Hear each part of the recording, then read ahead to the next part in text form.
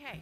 I'll tell a quick anecdote while the AV repairs are being made, which is really proves everything you just heard about Farrellyn. So the last time I saw Farrellyn was at JP Morgan in January in San Francisco, and we were at the women leaders and executive reception that Sue Siegel and JP Morgan hold each year, and she was running out to meet somebody else, and she went, "Oh, wait a minute," and she came back down the stairs, and she grabbed me by the arm, and she said, "Oh my God, I heard about you being a CEO. I'm so glad.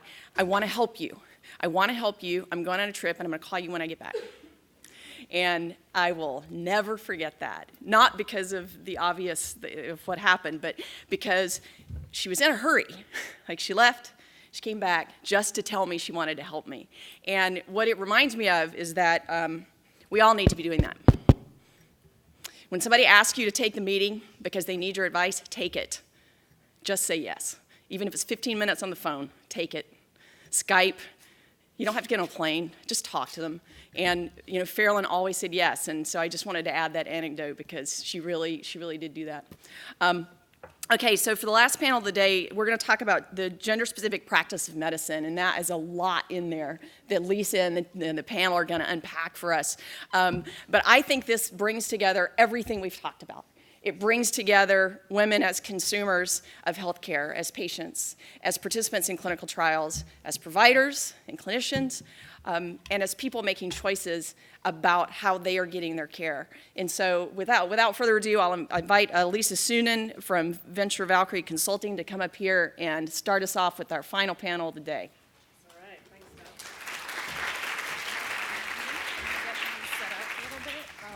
Hello, everyone. Our panelists up here. And we have to have a little technology moment here. Just hang on.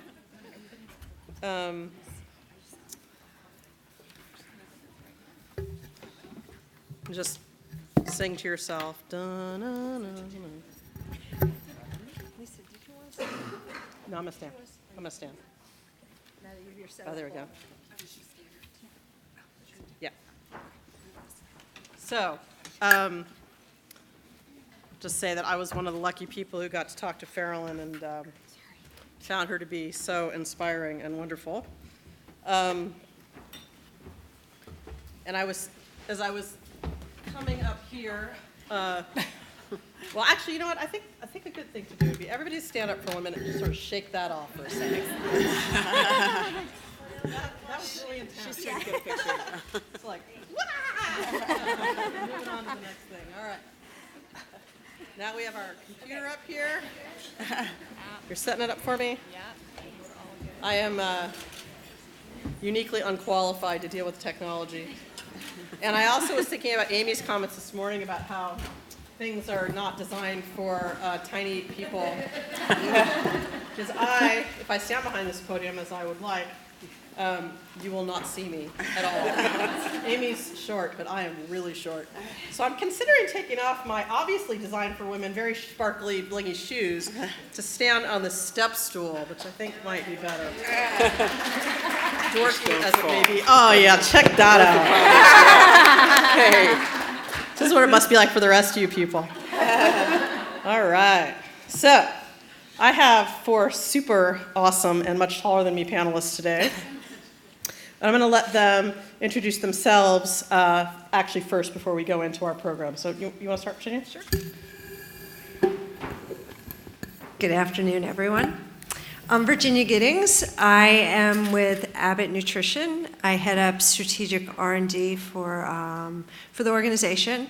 And in that capacity, heading up strategic R&D, what I do is I look at more forward-looking investments in the area of nutrition, and our focus is very much on science-based nutrition. Another aspect of the organization I lead up is strategic partnerships. So nutrition, like many of our businesses, is really complex, and it's a global business, and we partner with a lot of partners, and some of those partners we really work with to elevate to the level of a strategic partner. I think many of you in the room know Abbott, and if you know Abbott, you probably think about Abbott Devices or Abbott Pharma. Abbott has 4 divisions. It has nutrition, diagnostics, It has pharma and it has medical devices. And at this time now, nutrition is our largest division. We make up 35% of the company. So if you think about it, it's a really interesting position to be in terms of being a diversified healthcare company where it's led by, our biggest division is in nutrition. So I think that that's really interesting to think about in the context of healthcare and preventive care. Hello, and I'm Kelly Brzozowski. I'm the founder and CEO of a company called Butterfly Health. Our product is Butterfly, and it's addressing an unmet need for over 30 million women and men for accidental bowel leakage. And it's not something that most people want to talk about, but yet 1 in 5 women and men over the age of 40 experience little bowel leaks. And our product went to the market about a year and a half ago. We're now in national distribution in CVS, Walmart, and Target. We just won the Best New Healthcare OTC Product of the Year award at the National Association of Chain Drugstores. We have, more important than that award, though, is the online product reviews and emails and phone calls that we receive every single day from people who discover our product and how it changes their life.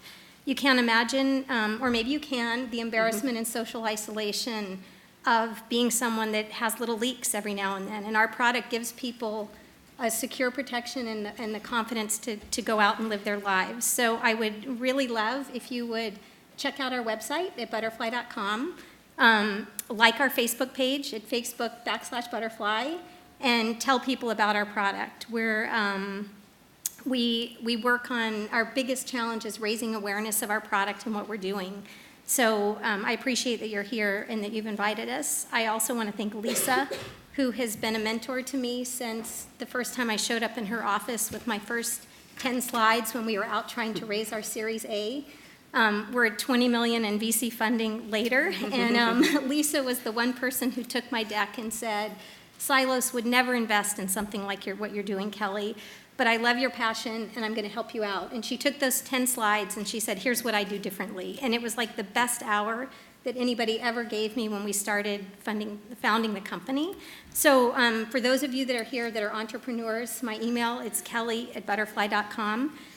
Feel free to reach out because I'm very happy to be of any help that I can to you. Sometimes it's choppy waters and you just need to hang in there with your product and your vision. So thank you for inviting us to do this today. Great, thank you, Kelly. It's a tough act to follow. I'm Melissa Deardahl. I'm the CEO of Ella Health. Ella Health is a standalone women's health and wellness centers.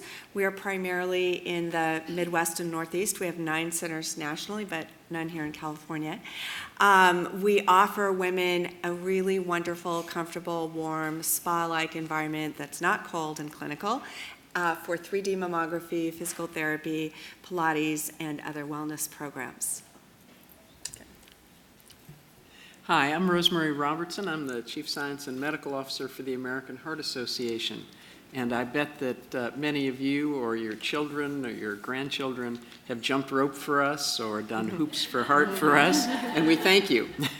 Our job is to build healthier lives free of cardiovascular diseases and stroke, and we do that with more than 30,000 science and medical professionals who are devoted to doing that in many different ways, in many different specialties, neurologists, cardiologists, EMTs, internists, just all sorts of folks, nursing, anesthesia, just a tremendous number of wonderful medical and science leaders, and millions, more than 20 million individuals, lay individuals who work with the Heart Association to make sure that we can carry on programs, scientific meetings, publications, but maybe most important, funding research in things that matter to patients and particularly in recent years, particularly to women who have really what was an unrecognized burden of cardiovascular disease and certainly one that is really, really important to address. You heard from Dr. Barry Mertz earlier today about how research has helped us understand that, and maybe we'll hear more about that later. Excellent, thank you. I'm so lucky I've worked with each of these people in different capacities, and it's been wonderful. So we're going to try to do something a little bit different today with our panel. We're going to play Jeopardy.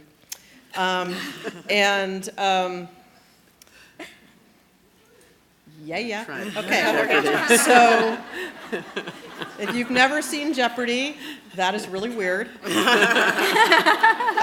how Jeopardy works, it's a game show. It's kind of a short guy, don't have a mustache, but it'll be all right.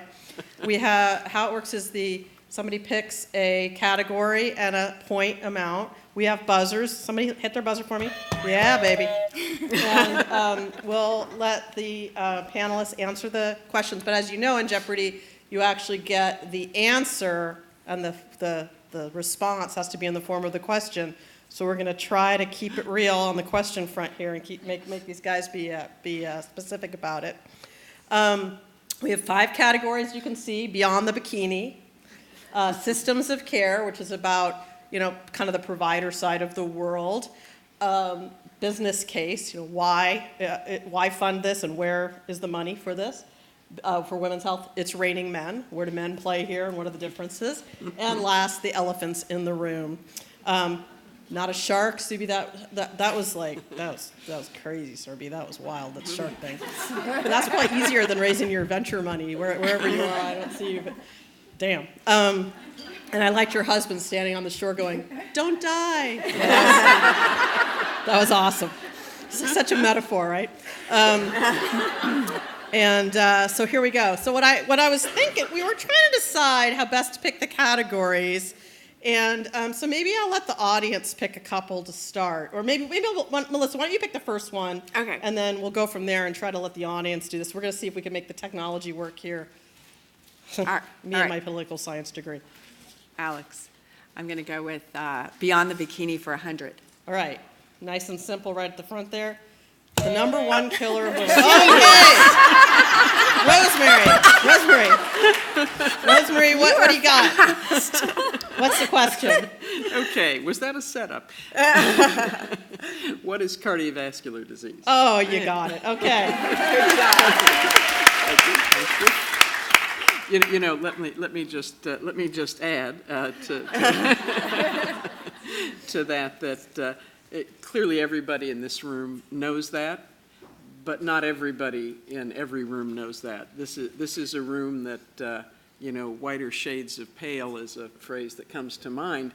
It's not a room that is very ethnically diverse, but if you talk to women across the country, probably 60% of Caucasian women recognize that heart disease is their number 1 health risk, but less than half of African Americans and Hispanics understand that, and many people who actually have cardiovascular disease, if you find a group like that has that, only about half of them even think they're at risk. So huge problem, and one we fight every day. Great. All right. Well, Rosemarie, since you picked that, you get to pick the next question. Okay. Wait. I got to get back to that. that. It's working. It's very exciting. Okay. It's raining men. For what amount? Oh, 200. We're scoring here.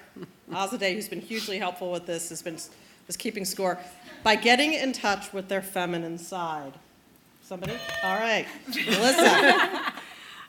What do male physicians do when talking with their female patients? Very good.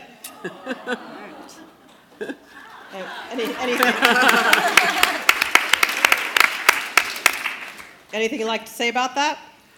What I'll say is at Ella Health, we partner with OBGYNs and radiologists. And so I work with a number of OBGYNs, both male and female. And it's interesting for me when I'm in a group of them to notice that this is a generalization, but I would say if for OBGYNs that are over 50, they're mostly male. If they're under 50, it's almost 100% female. So it's really great to see how we've all been able to take over the specialty that would be most natural for us. So, Excellent. All right. How about somebody from the audience? Whoever catches this picks the question. That's like total girl action. There you go. Pick a category and a point score. Elephants in the room, 400. 400. All right. Erectile dysfunction cells. Kelly. What is the subject of every primetime television ad? There we go. Whoops. That was correct. This is one that we talked, exactly, this is one we talked about a little bit today. There was that beautiful video that was shared this morning on Hello Flow with the red color in the YouTube videos. And I remember back Which does not appear on television, by the way. Which is not on television, but I think when you think about women's health, what's fascinating to me is that it wasn't so long ago. I remember when I first went to work at Procter & Gamble as a brand assistant on the Always business, so I've spent a lot of my time in feminine hygiene protection products.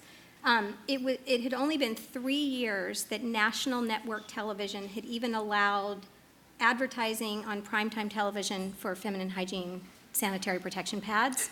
And the blue that you see on television was the only color that network television would allow.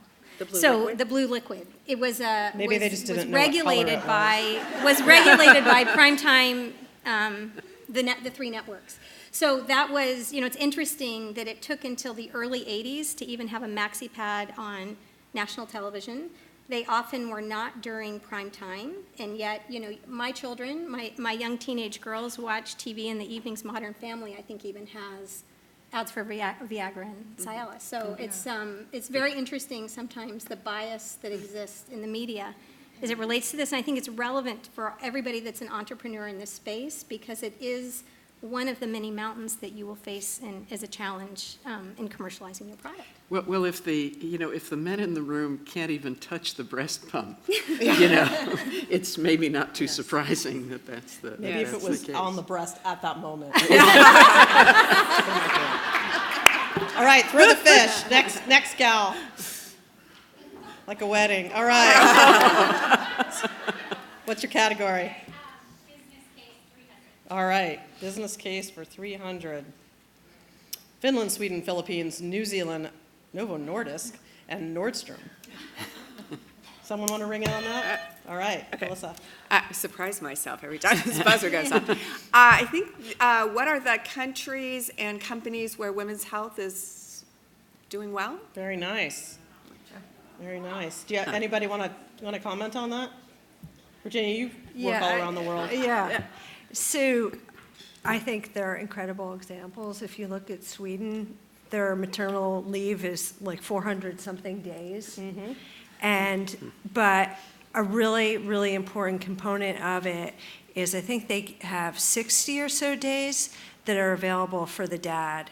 So to me, it's like the guys are just such an important part of that partnership in so many ways, and the fact that they do that is so progressive. I would also say that Europe is very, very progressive in terms of how they're approaching funding of women's health. If anyone's familiar with the funding mechanisms in Europe, they just announced their Horizon 2020. It's their funding over the next 7 years. It's billions of dollars, and they're setting criteria around that require, women as the human subjects, but it goes way beyond that. It also requires diversified research teams and diversified leadership and decision makers involved in setting up and establishing those studies. So I think that Europe is also, in general, a great model for progress in that area. All right, I'm going to pick the next category because the fish thing, I don't know about this fish thing. So I'm going to go with Beyond the Bikini for 200. Subject of TV and magazine ads, but rarely in the physician's office. Oh, all right. Let's start with you, Virginia, and then we'll move on. Oh, I was going to say, what is nutrition and weight management? Oops. Damn. There we go.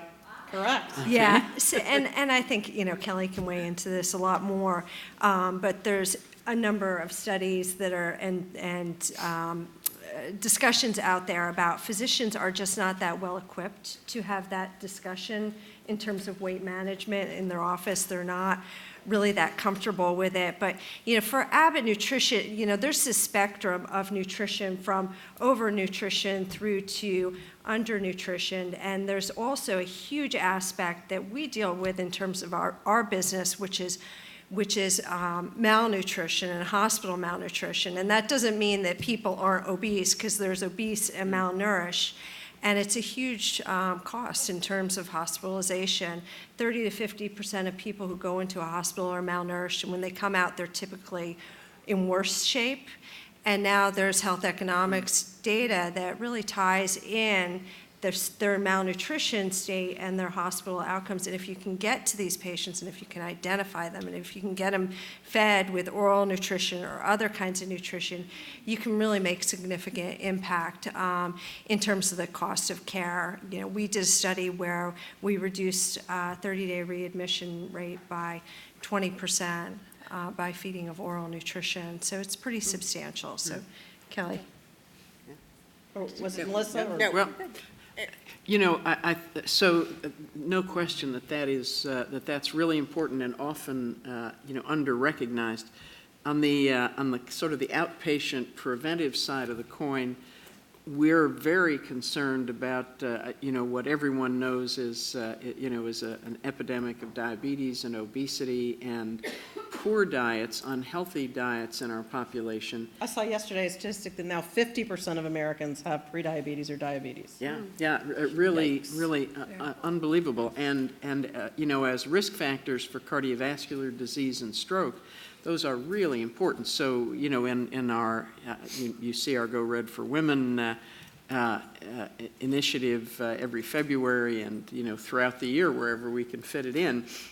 One of the things that it really focuses on is having women not only get their numbers like cholesterol and blood pressure and blood sugar, with their healthcare provider, but own their lifestyle, not only not smoking and being active, but eating a healthy diet, and then educating their families, making sure that their kids grow up eating healthy diets. Not at all easy to do. A huge percentage of children in this country, in fact, have poor diets. So working with schools and school districts, is one way to do that. We do that a lot. But it's a huge battle, and we need everybody's help at every school district around the country to make sure that healthy nutrition standards stay there in schools. Many schools, 90% now are following these federal guidelines. There's great pressure to not have those continue to be the standard, and that's a big advocacy push for us.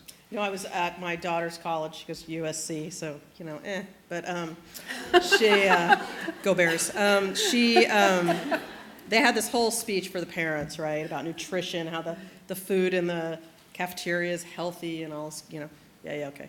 And then you walk into the dorms, there's a soda machine at the end of the hall. It's like, oh man, they just totally blew it at the doorway. Yeah, and I don't know how many people are here would be following this, but the Dietary Guidelines comes out with, every 5 years they go back and they take a relook, and they have a scientific advisory committee. It comes out with a recommendation. It came out several months ago. It was really contentious. They're going to finalize it by the end of the year. It's going to change some of the labeling laws and all that. But I think the really interesting thing for me as I was watching it is that this scientific advisors, they got really criticized because they got into policy. Like, these are the policies. If we're going to change how people eat, we need to start changing some of these policies. And they came out with all kinds of recommendations, with just the starting point is we have to get the soda machines out of the schools. This is an educational, institution, and what are we teaching the kids? They can replace them with those marijuana dispensaries they have. Let me add one more thing. Years ago, pediatricians and moms worked together at a time when baby food had very high levels of both of salt and of sugar, because it was made so that moms would like the taste and think their kids would like it. And when the pediatric community pointed out that in fact those weren't things that kids needed, there was great pressure, and maybe it was that there were only 2 companies, and there weren't many companies back then, and it was easier in a less competitive landscape. But that's why baby food is in fact healthier now.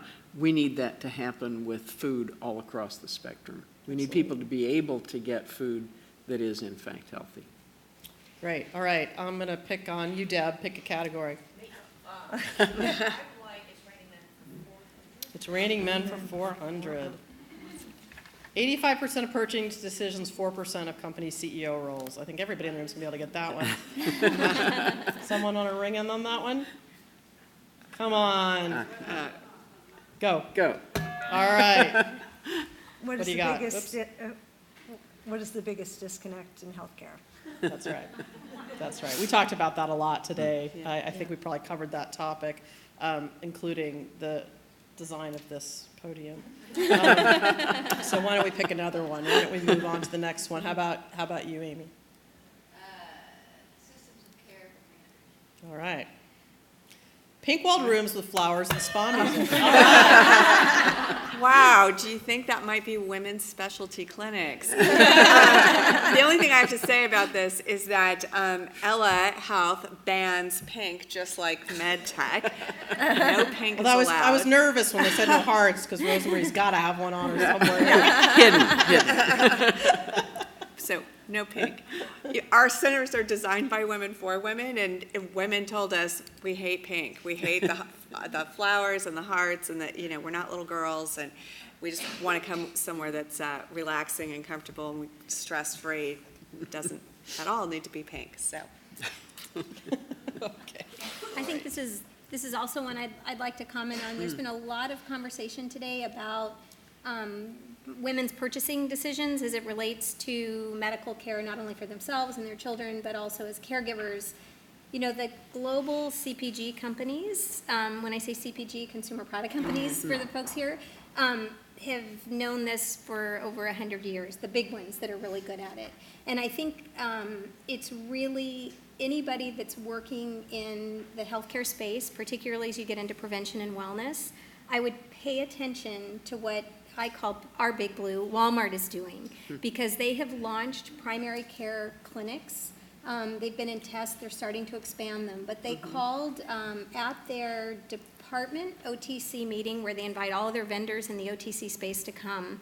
They led that meeting with an hour-long presentation about how all the statistics about how 1 in 4 people have missed a healthcare appointment in the past year because they couldn't afford it. Yeah. All of the statistics on the lack of preventative care, and that people are not, women are not getting mammograms and PAPs, and men are not getting treatment, the rate of colonoscopy. You would have thought that you were at a MedTech conference like this today, and yet it was Walmart. Carmen Balza, who's their senior vice president over that operation, has a lot of vision, and they have a lot of horsepower in terms of touching the consumer. And so when it comes to wellness, people like to joke about the videos on YouTube about the Walmart shopper, and it's true that that they serve probably a less advantaged population of mass consumers in the U.S., but there's a lot of women there, and they focus on, they're big into WIC, women, infants, and children. And so these primary care clinics that they're doing, they're actually building programs for people to manage chronic disease, not just diabetes, but also nutrition and wellness. And so as you think about developing and designing solutions and products where women are going to be your primary decision maker, they have a lot of opportunity to reach. And so I think it's important to think about where some of there has to be different solutions to reduce healthcare burden in this country. And even you would be surprised at where some of these solutions and thought leadership is going to be coming from. And so I think it's interesting. I remember being in Walmarts in the Southeast, and you talk about nutrition, and one day I spent taking pictures. We were doing butterfly store checks, and you walk into every single store, and there were end caps of Little Debbie's and Hostess Ho-Hos for 99 cents, right? So how do you impact nutrition, right, when it's cheaper to buy Little Debbie's than it is to buy a bunch of bananas, right? So I think there's a lot of things that have to change, but I would pay attention to what Walmart and CVS and some of these large retailers are starting to do with their healthcare programs. I think they create enormous opportunity, for those of us that are interested in making a difference in this space. And I think one of the key things that they did was to say, it doesn't always have to be a doctor who does this. It can be, we can use the Walmart pharmacy to be able to, follow an algorithm, increase people's antihypertensives, for example, do that in collaboration with the local primary care providers. And they got some extraordinary success in increasing the control of hypertension. I remember actually visiting with their chief medical officer as they were just starting those programs, and he showed us and I was a little anti-Walmart at the time, I have to say, because It was the Little Debbie's, right? Yeah. And the fact that there wasn't such great health care for their employees at that point, better now. But he showed us a video of Sam Walton soon before he died, actually at his last board meeting. And it was in the process of getting treatment for his cancer. And he said, I just came back from my radiation, and, I was in this, really nice facility. They treated me well. I'm getting all this treatment, best you could get. And he said, I thought about all the people who buy in our stores who can't afford to get the kind of treatment I can get. And we got to change that. Mm-hmm. And so that was his last, last message to his board. And boy, those people really took it to heart and have made, $4 for a month's prescription. Boy, that shadows what many of us have been able to do. Yeah, it's pretty amazing. All right, I'm going to take the opportunity to pick elephants in the room for 300. Incontinence, menopause, and sexual dysfunction. Go ahead, Melissa. I'll go first, and then you can. These, I would say, what are topics that women don't discuss with their physicians? Right, even their female doctors. Yeah. And I've personally learned a lot about this topic because as part of the services we offer at Ella Health is physical therapy. We do prenatal and postpartum and breast cancer recovery and osteoporosis prevention, but another really important part of what we offer women is in physical therapy and different Pilates programs is how to alleviate and eliminate incontinence. The number of women who suffer from stress incontinence as a result of childbirth and menopause is huge. They don't talk to their OBGYNs about it, and their OBGYNs have been asking us, can you please talk to them, or can you offer some help for them, because not everybody wants to have or needs to have surgery, and they don't want to go on meds. And if I'm the OBGYNs have said to me, I don't know what to tell them, and I don't know where to send them. Yet there are proven protocols and modalities for really significantly improving incontinence for women. So that's, I think there's a huge education that we can do around that. And much to the topic that your product addresses, it's bringing it out of the closet and having the conversation and not being embarrassed to talk about these things.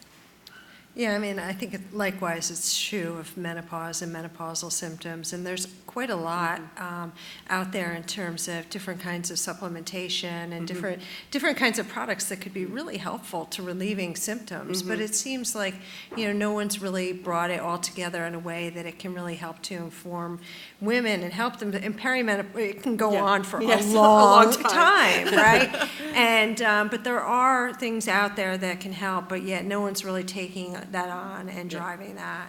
Well, I think the research actually shows on many of the sexual dysfunction, incontinence, and I think menopause might be slightly less, but it's typically 5 to 7 years before someone will raise the topic with a healthcare provider, and it's probably a healthcare provider that they've been seeing for the past 5 to 7 years. So it's not like it's not a new provider. I think in all cases, there are things people can do with conservative measures to actually have meaningful improvements. Learning how to integrate fiber properly into the diet, learning how to do Kegel exercises. They help with both urinary bladder leakage as well as bowel leakage. Making sure that you're active, right? Getting out and exercise can help reduce the anxiety of menopause that some people experience. So I think that these topics are all very taboo. And in the case of bowel leakage, over 70% of people do not speak out up about it. Yet there was a very interesting conversation in the clinical discussion this morning. The clinicians were saying there's not a woman that doesn't want to participate in these studies. And I can tell you it's absolutely true. Every single day, I love Facebook now, because we put butterfly display advertising on Facebook, and you would not believe the comments and conversations. All day long, people are saying, oh my God, I have this is so important, I never knew. Or you have people, men chiming in saying, wow, it's a shark shield, right? Or you have other people, and you know what we do? We like that comment, and we say, yes, it is to those people, right? So, but there's also people who are saying, wow, I've been to, it's a very common breaking these myths. We've done a lot of research on barriers to care seeking. We've also done a lot of research among physician populations, and it was fascinating. The GIs felt very comfortable talking about bowel leakage. You wouldn't be surprised, right? That's their area. But when you get to the primary care physician, I've done a lot of physician research across my career. It's rare that you will find a physician answering a question that they don't feel like they have enough information, or they don't have the good enough information to treat. Primary care physicians will tell you they don't feel like they have enough knowledge about bowel leakage to be guiding their patients. And so what you have happen is a lot of people on Facebook, they're posting, oh, my doctor told me this is just a normal part of aging. You see that with urinary incontinence also, and you talk to any urogyne or GI, that's simply not true, right? So there are a lot of myths to be broken with education, and I think how we approach these and the language that we use can be so important to making people feel normal. But when you give people the opportunity to speak, I haven't worked in sexual dysfunction yet, but when you're in the bladder Day's leakage young. and bowel leakage and that Fiera Noella's product, hiring. right? That Fiera was interesting this morning. When you're in the bowel leakage and the bladder leakage space, it's so people want to talk, and it's remarkable what people will share when they're given an opportunity to. And people said, oh, they will never talk about bowel leakage on Facebook. And yet we have thousands of people, right? It's like, I love it because it's the one channel I turn people to when they say, oh, no one will ever talk about this. And I say, well, here's a link. Just go have a read, right? Yeah. So the need is great, even though people aren't talking. And I think people that work in this space, it's how do you develop the language that helps normalize these things so people can get the care they need? It's another one of those topics that we need to change the conversation. My internists, folks, when I come in, ask me every time if somebody's harming me at home. Yes. Okay? They've known me for a long time. They have to do it. We made it a rule that you've got to do it. Cardiologists learn. They never to ask talk. who you might be harming at home, though. Yes. We taught cardiologists to ask about sexual dysfunction or concerns about sexuality after stroke and after heart attacks.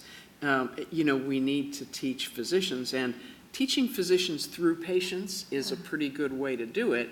It's just this is a very tough one for patients to bring up. Right. So it needs to be on the automatic list of things that people really have to ask about each time. And we're working, I think, just in incontinence. I think there's most people, when they hear about bowel leakage and the statistics, they say, oh, that can't be true, right? But there's over 9,000 papers in PubMed published on a term that you'll rarely hear me use called fecal incontinence. That's what the physician community calls it. I can tell you there's not a doctor I've ever met that wants to give that diagnosis to someone. And even worse, there's not a patient anywhere that wants to be told you have fecal incontinence, right?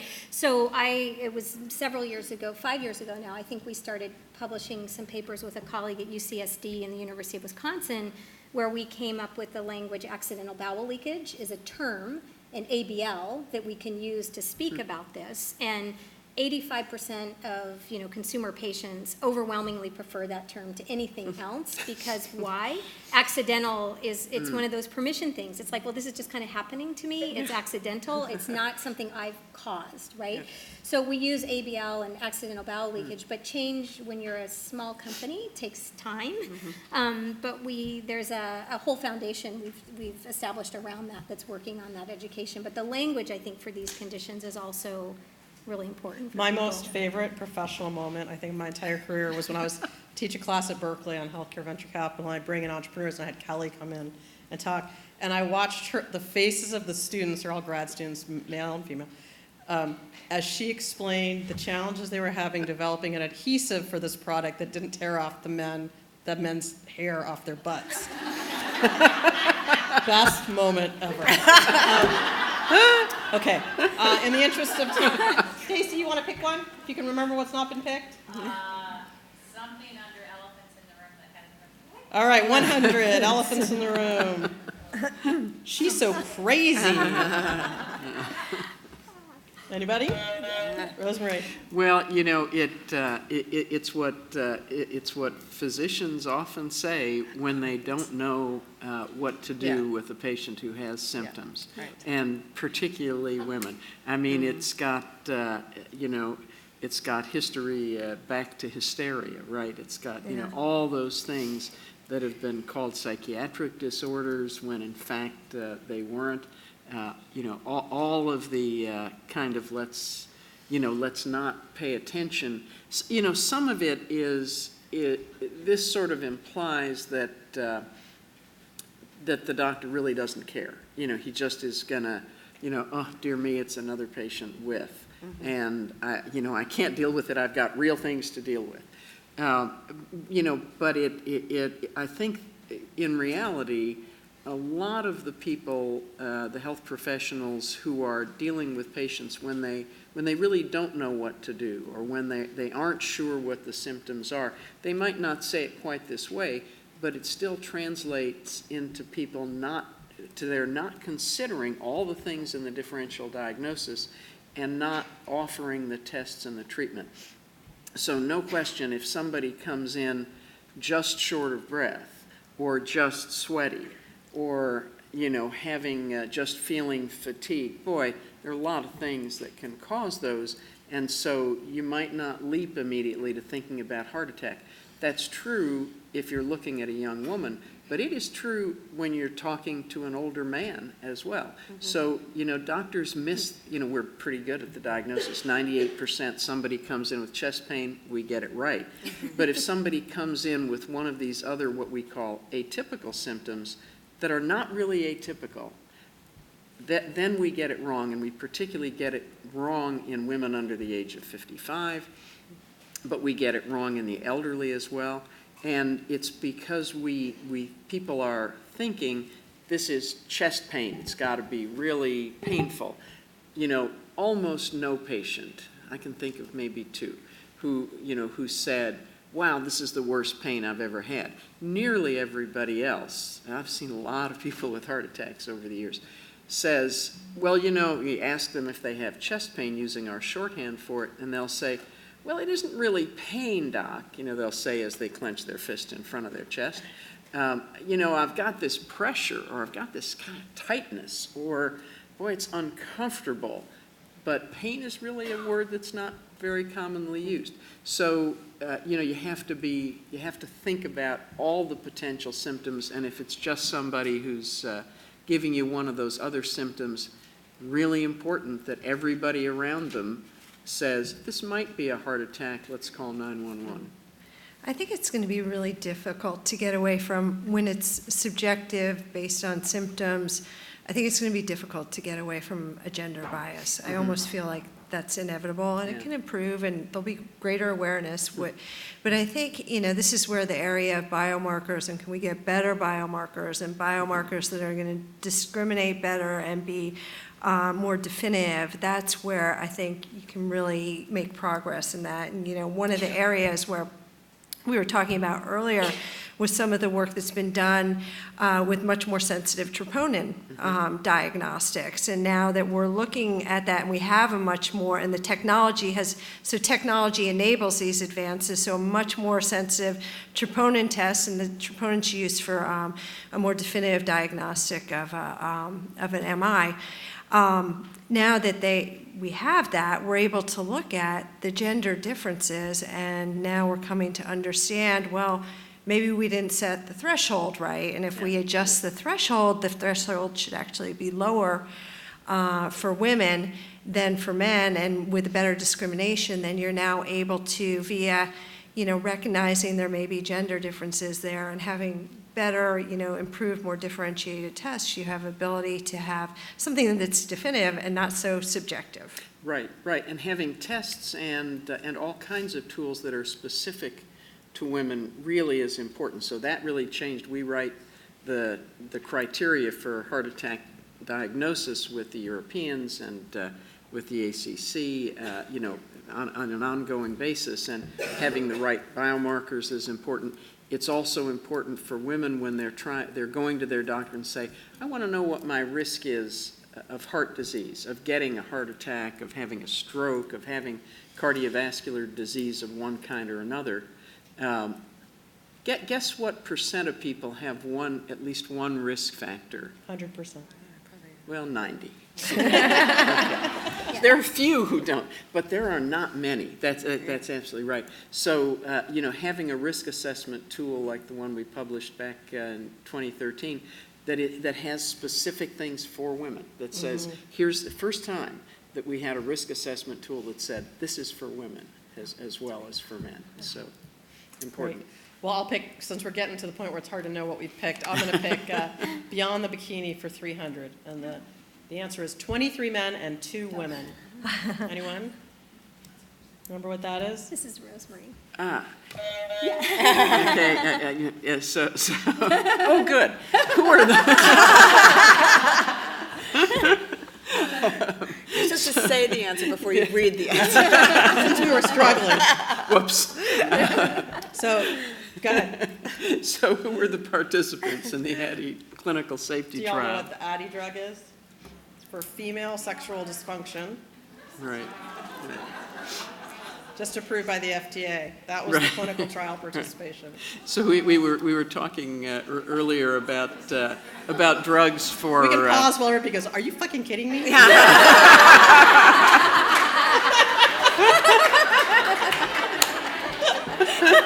It's pretty shocking.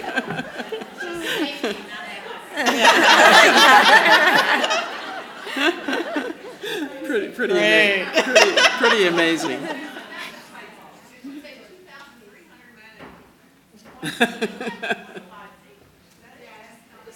In the safety trial.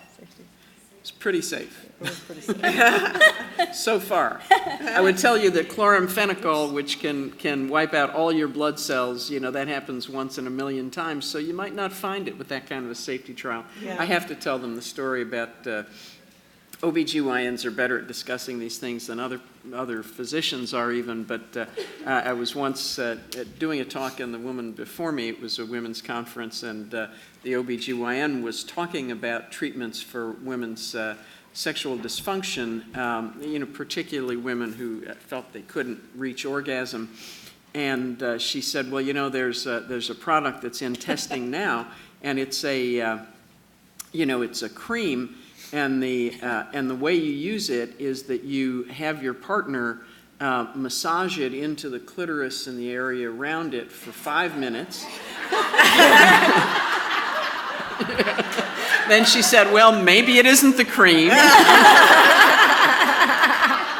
is the correlation versus causation discussion, I think. Awesome.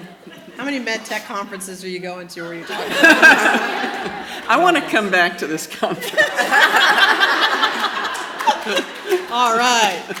Well, we only have a few more categories. I'm going to pick one last one, and then we'll do a few questions to the audience. Last one, business case for 100. Only if it helps get product out the door and revenue in the door. Do big companies care about investing in gender medicine? Thank you. Do they? You're at one. Well, I mean, it's like, of course, everyone cares, right? And I think really the question is, what is the business model there, and how does it make sense in terms of how do you rationalize that and support that investment? Certainly, where there are regulatory requirements, it becomes much clearer, and that drives that you have to do it, but you do have to, things like the, higher sensitivity troponin tests, right? So technologies are going to advance, they're going to improve, and so now this gives us differentiation.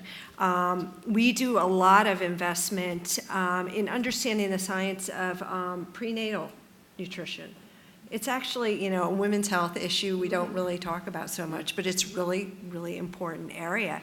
What, Amy, what you eat is really, really important, and there's so much that we're finding out now about in that area in terms of not just, folate and, all the vitamins, but actually, what you're eating during that time period is modifying your epigenetics of your baby, and they're finding things like uncontrolled glycemia, that's going to impact your baby in terms of adiposity and lean mass, which are predictors of lifelong chronic disease, and it also would impact things like cognition and those. So it's really. But don't worry, it's all going to be just yeah, fine. it's all going to be fine. It's going to. If you have the dessert. If you don't have, this is just the start of the guilt, Amy. But so you look at it, and a big part of our business is infant nutrition. Maternal nutrition, we're not really so much into that area, but it's so adjacent and it's so important to us, and having showing scientific leadership in that area that we do make that investment. So at the end of the day, I think there has to be that business case, right? Anybody want to ask questions of this awesome group of people? Nothing? End of the day. You can ask it in the form of an answer if you want. It's very hard to do that. Anyone? Wow, you're all fried. It's been a long day. Too much talk of clitoris and. Well, then I will start by saying, I hope you will all sign up and read my blog, Venture Valkyrie. I talk about healthcare and investing issues. Thank you. And I want to thank you guys so much in honor of this diverse group, at least diverse from other groups, not within itself, but we've brought you gender-specific and also culturally, differentiated prizes for participating in our game today. Thank you.